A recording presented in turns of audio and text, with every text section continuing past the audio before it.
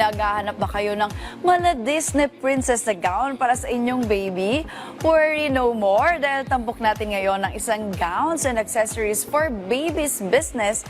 Silipin ang ilan sa kanilang mga disenyo at mga kwento sa likod ng kanyang successful na negosyo. Panoorin po natin to. Bukod sa pagiging fashionable, ay mahalaga rin na komportable tayo sa ating suot na damit, lalong-lalo na para sa mga babies. Dahil dyan ay isang clothing business for babies ang ating aalamin kung ano nga kanilang sikreto sa successful na negosyo.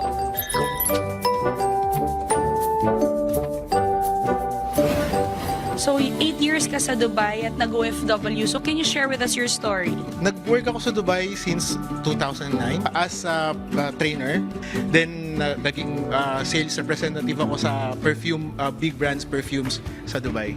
So, what made you decide to come back here in the Philippines? Nagsarado yung kumpanya, so I have to bumalik dito sa Pilipinas para Mag-start ng bagong business. So, ano ba yung business na naisip mo? nung una, nag-try ako ng mga soap, ng ganun. Then, hindi siya nag-work. Then, nag-start ako sa, nag-try ako ng mga sa gowns. Then, inspiration ko yung mother ko kasi mahilig sa mga accessories, gumawa ng mga ganyan, sa mga craft.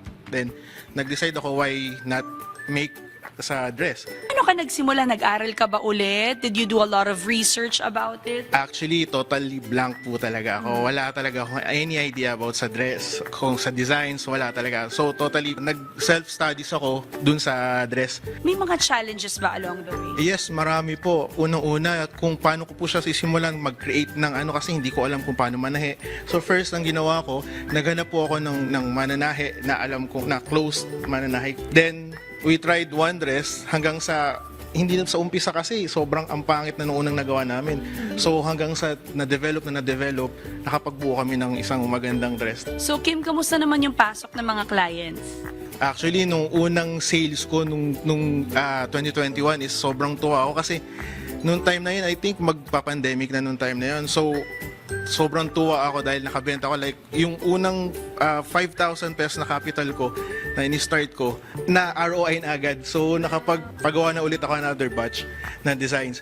Alright Kim, so do you have any tips or advices to those aspire entrepreneurs who wants to be like you? Gusto rin nila maging designer ng mga baby gowns? Advice ko lang po sa kanila na pag meron po kayo naisip na business na gustong i-start, wag na po kayo mag-double thought. I-grab nyo na agad kasi ang business is like parang sugal yan eh. Pag hindi mo sinimulan, wala pong mangyayari. Kaya kahit na medyo wala kang confidence magtayo ng business, go lang. Your advice is really nice kasi dun sa mga taong gusto mo mag-startup ng business, sinasabi mo na basta subukan mo lang. You just have to try it because it's also a risk doing business. Sometimes you're up, sometimes you're down. Kailangan mo lang talagang simulan para malaman mo, di ba? So, we have here po yung mga creations namin. Like this one, baby-friendly po siya. Kung medyo sensitive skin yung babies nyo, so this is perfect po. Lahat po ng dress natin is, mayroon na po siyang kasamang headbands na katerno. Gumagawa rin po kami ng mga twinings like for mother and daughter. Sabi nga ni Albert Einstein, life is like riding a bicycle. To keep your balance, you must keep moving. Yan po ang ipinakita sa atin ng business owner na si Kim Navarro. Panibagong business tips at inspiring stories na naman ang isi-share namin sa inyo sa susunod nating pagkikita. Kaya naman tara, negosyo tayo!